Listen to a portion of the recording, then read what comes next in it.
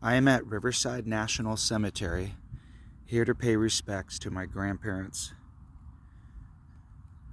John R. Erickson, born June 24th, 1920, and he went back to heaven September 8th, 2006. And my grandma, who's buried with my grandpa, is Carmen A. Erickson, born November 2nd, 1926, and also returned back to heaven, and her beautiful husband, Grandpa, and she passed away November 16th, 2022. I have a little note that I want to read you guys because I love you so very much. So today is March 5th, 2023. Dear Grandpa and Grandma, I'm here to pay my respects to my awesome grandparents. You were both there when I was born. You were there when I was just a little guy, little feller. You guys were there when I chased Ringo around the pool in my underwear. You were there when I left for Brazil on my mission, and you were there when I came home.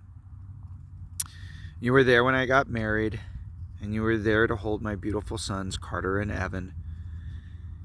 You were there in my greatest times and not so great times.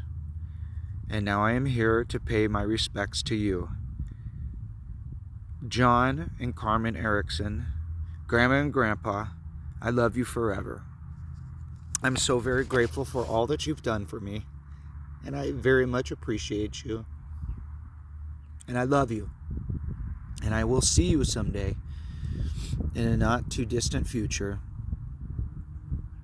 And we will embrace, and we will all be together as a family. Thank you, Grandpa. When I was a little guy, you'd always rub my little earlobes, and you'd call me a little feller. We would play golf in the front yard in your little makeshift putt-putt course. And sometimes when I'd beat you, you'd get a little upset. And I remember one time, I think you threw a golf club over the roof. It was awesome. But you're the most mild and gentle person I've ever met. You're a hard worker. You served in World War II valiantly as a private in the Army. You worked your whole entire life to take care of your family, and you were a wonderful son and husband and grandfather and great-grandfather.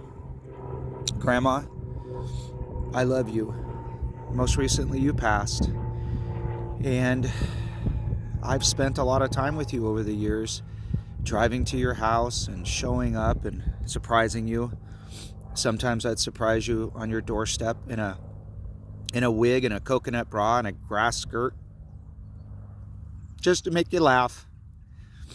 Sometimes I would show up and wouldn't let you know I was coming, and call you from the driveway and tell you that there was a package in the mail, and as you came out, I was there. You always took care of me.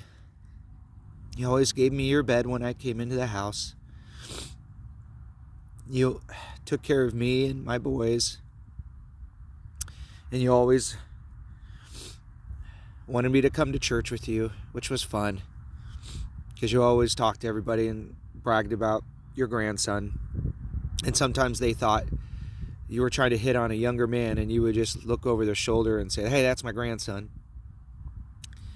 You and I would, when I would come to town, we would just hang out, and we would talk about your parents, and we would talk about family and all the stories, and how you met Grandpa, how you jumped out of a tree and surprised Grandpa.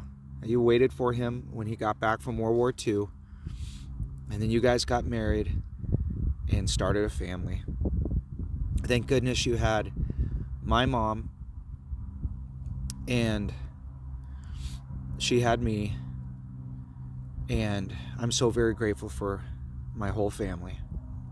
I love you. And I think about you every single day. Your loving grandson, Jeffrey.